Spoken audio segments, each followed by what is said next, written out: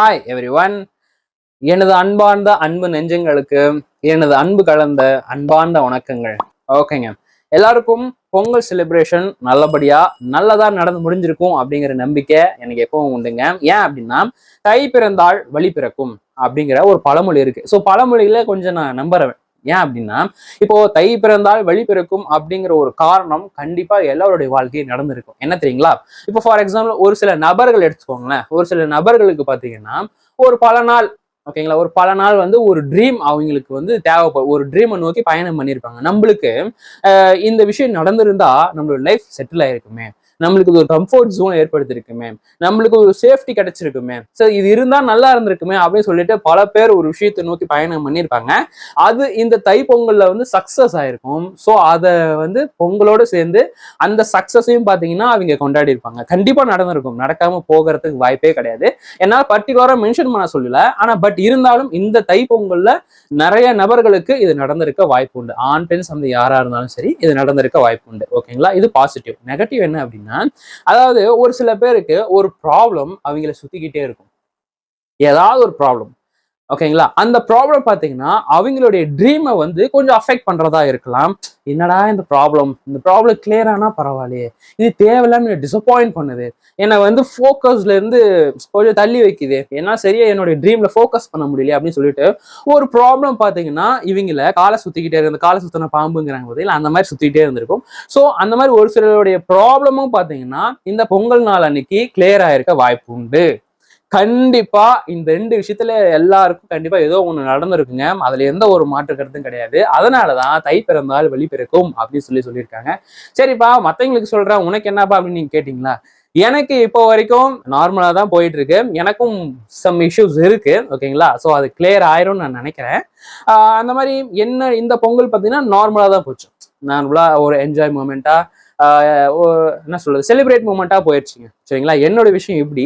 கண்டிப்பா எனக்கு இருக்கிற ஒரு ப்ராப்ளம், என்னுடைய ட்ரீமும் கண்டிப்பா சக்சஸ் ஆகும் அப்படிங்கிற நம்பிக்கை எனக்கு உண்டுங்க. சரிங்க, இப்போ இந்த தை பொங்கல்ல நிறைய பேர்த்துடைய பாசிட்டிவ் ஆர் நெகட்டிவ் பார்த்தீங்கன்னா எல்லாம் சக்சஸ் ஆகி அவங்க ஒரு மகிழ்ச்சிகரமான விஷயம் பொங்கலை பார்த்தீங்கன்னா கொண்டாடி இருப்பீங்க அப்படிங்கிற நம்பிக்கையோட ஸோ இந்த வீடியோவோட டாபிக்கை நம்ம பார்க்கலாங்க, வாங்க.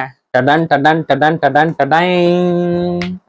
என்னடா திடீர்னு பத்திரிக்கை எடுத்து காட்டுறேன்னு பாக்கீங்களா? ஆக்சுவலா உங்களுக்கு பேப்பர் மாதிரி தெரியும், இது ஒரு பத்திரிக்கை. ஒரு பத்திரிக்கை என்ன தெரியுங்களா? பொங்கல் ஃபெஸ்டிவல் நடந்துச்சு பாத்தீங்களா? அப்போவே எங்க ஏரியாவில் இருக்கிற ஒரு சமூகத்தினர் மூலம் தான் எனக்கு ஒரு ஞாபகம் வருது.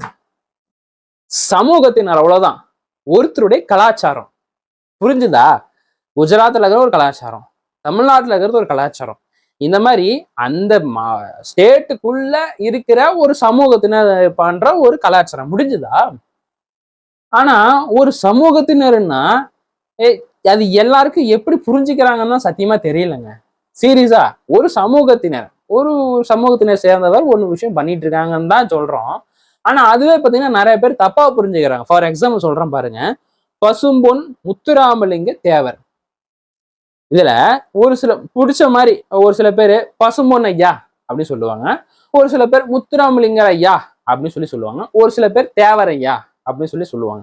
சரிங்களா, இதுல எனக்கு என்னன்னா தேவர் அப்படிங்கிறது எனக்கு அந்த வார்த்தை பிடிச்சிருக்குங்க. அதனால தேவரையான்னு சொல்லிட்டு ஒரு வீடியோ போட்டிருப்பேன். பசும்பொன் முத்துராமலிங்க தேவர் அந்த மீசை எடுத்த ஒரு இதை போட்டிருப்பேன், எதனால மீசை எடுத்தாருன்ட்டு. அதுல தேவரையான்னு சொல்லி நான் பேசியிருப்பேன் எனக்கு பிடிச்சதுனால. சோ அதை ஒருத்தர் தப்பா புரிஞ்சுக்கிட்டு, ஏன்டா இல்ல திருந்தவே மாட்டியா, உனையெல்லாம் எத்தனை பெரியாரா வந்தா திருந்த முடியும், எத்தனை பெரியாரா வந்தா அவங்க எல்லாம் திருத்த முடியாது, திருந்தாத ஜென்மங்கடான்னு சொல்லிட்டு கமெண்ட் பாக்ஸ்ல திட்ட ஆரம்பிச்சிட்டாரு. எனக்கு ஒரு பக்கம் இது என்னன்னா சிரிப்பு தாங்க வந்துச்சு. அதாவது ஒரு சமூகத்துல எனக்கு தேவர் அப்படிங்கும் போது அவர் அந்த விஷயம் சொல்லும் போதுதான் தேவர் அப்படிங்கிறது ஒரு சமூகம் அப்படிங்கறதே எனக்கு தெரிய வந்துச்சே தவிர, அவரு எனக்கு அதை மென்ஷன் பண்ணாத வரைக்கும் எனக்கு ஒரு பிடிச்ச நேம் வச்சு எக்ஸ்பிளைன் பண்ணேன். சரிங்களா, ஃபர்ஸ்ட் ஒரு சமூகம் அப்படிங்கிற இந்த கேஸ்ட், ஜாதி, இந்த இதெல்லாம் இங்க வரவே கூடாது இந்த சேனல்ல. அதை பத்தினது கிடையவே கிடையாது. எல்லாரும் அதை கொஞ்சம் புரிஞ்சுக்குவாங்க. ஆனா புரிஞ்சுக்காதவங்க நிறைய பேர் இருக்காங்க. எடுத்த வாரத்துக்கு பெரியார், எத்தனை பெரியார் தான் உங்களை திருத்தம் பெரியாரான்னு சொல்லி காரி துப்புறாரு. எனக்கு தெரிஞ்சனா அவருக்கு இருக்கிற புரிதல் அவ்வளவுதான் அப்படி நினைச்சு நான் போயிட்டேன்.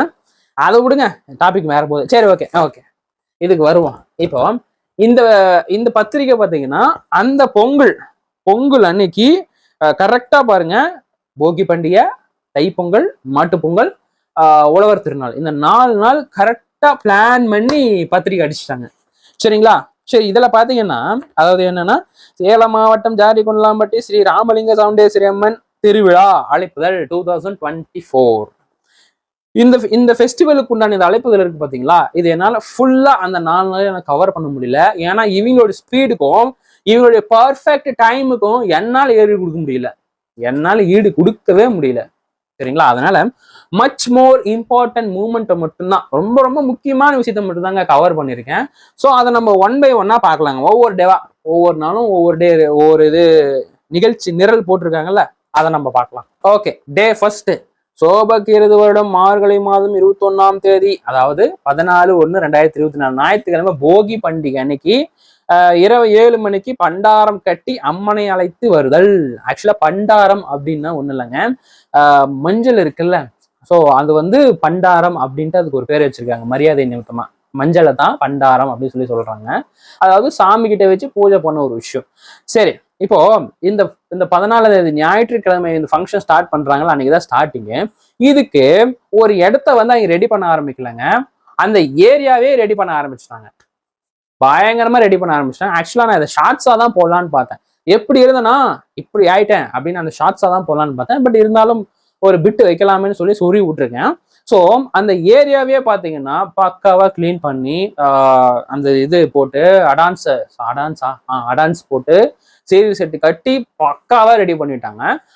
அதுவே பார்த்தீங்கன்னா அந்த திருவிழாவுக்கு தேவையான கூஸ் பம்ப் பார்த்தீங்கன்னா கொடுக்க ஆரம்பிச்சிருச்சு.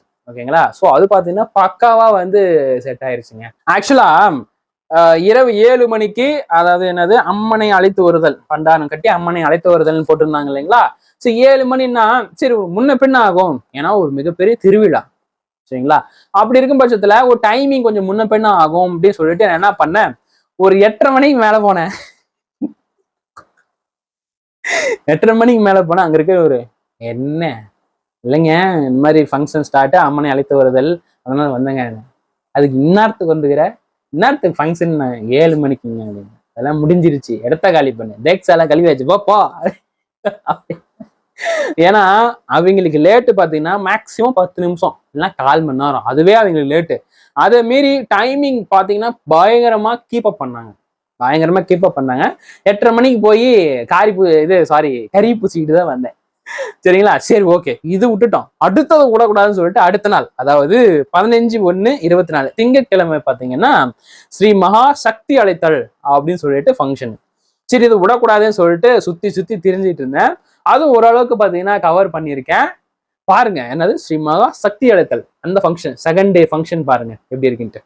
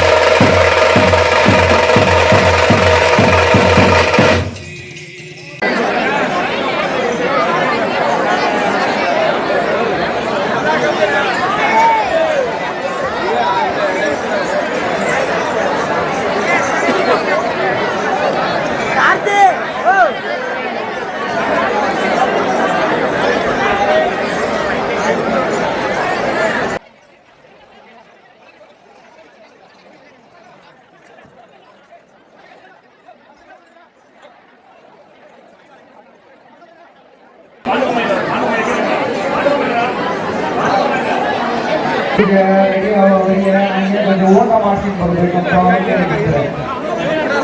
விடக்குமாரெல்லாம் அங்கே ஓட்ட மார்க்கிங் பண்ணுறீங்கன்னா கழிவு பூஜை ஓடிக்கிட்டு வரும்.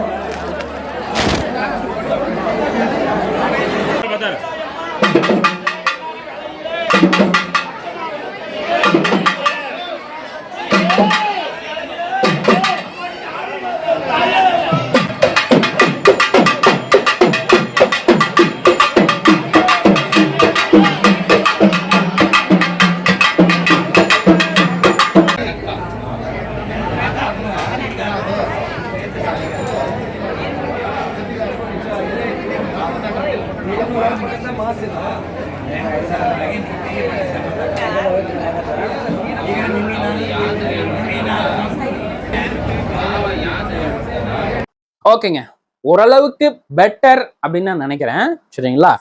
ஓகேங்க. ஸோ இதுக்கப்புறம் இப்போ ஒரு வீடியோ பிளே ஆகும் பாருங்க. இப்போ பார்பரா செங்கல் மாதிரி அடுக்கி வச்சிருக்காங்க பாத்தீங்களா? இது என்ன தெரியுமா? செங்கலா அப்படின்னு நினைச்சீங்கன்னா கிடையாது. இது முழுக்க முழுக்க வெள்ளம். வெள்ளங்க, நம்ம சாப்பிட்ற வெள்ளம் இருக்குல்ல அது. ஸோ இந்த திருவிழாவுக்காகவே இந்த வெள்ளத்தை பார்த்தீங்கன்னா சம்திங் எவ்வளோ ஒரு குவான்டிட்டி சொன்னாங்க, சரியா எனக்கு தெரியல. ஸோ அந்த குவான்டிட்டி அளவுக்கு பார்பரா பியூர் வெள்ளத்தை ஆர்டர் பண்ணி, ஸோ அந்த ஆர்டர் பண்ண வெள்ளத்தை தான் இங்க அடுக்கி வச்சிருக்காங்க. ஸோ இங்க அடுக்கி வச்சிருக்க இந்த வெள்ளத்துல தான், ஓகேங்களா, இந்த சுவர் மாதிரி அடுக்கியிருக்காங்க பார்த்தீங்களா, இங்க தான் சாமி அந்த அம்மனை பார்த்தீங்கன்னா அங்க வைப்பாங்க. வச்சு அந்த 4 நாள் பூஜை பார்த்தீங்கன்னா இங்க தாங்க நடக்க போகுது. ஓகே, அடுத்து 3வது நாள், அதாவது சோபக்கிருது 16/1/2024 செவ்வாய்க்கிழமை. சரிங்களா? இப்போ 2 நாள் பார்த்ததே பார்த்தீங்கன்னா ரொம்ப லென்த்தா போயிருச்சு. சரிங்களா? ஸோ இதோட கட் பண்ணிப்போம். இந்த 3வது நாள் பண்டிகை பார்த்தீங்கன்னா நம்ம பார்ட் 2ல பார்க்கலாங்க. ஏன்னா அதுதான் கரெக்டா இருக்கும். உங்களை பார்ட் 2ல மீட் பண்றேன். அது வரைக்கும் உங்களிடமிருந்து விடைபெறுவது உங்கள் தினேஷ்குமாரனும் நான். பாய்.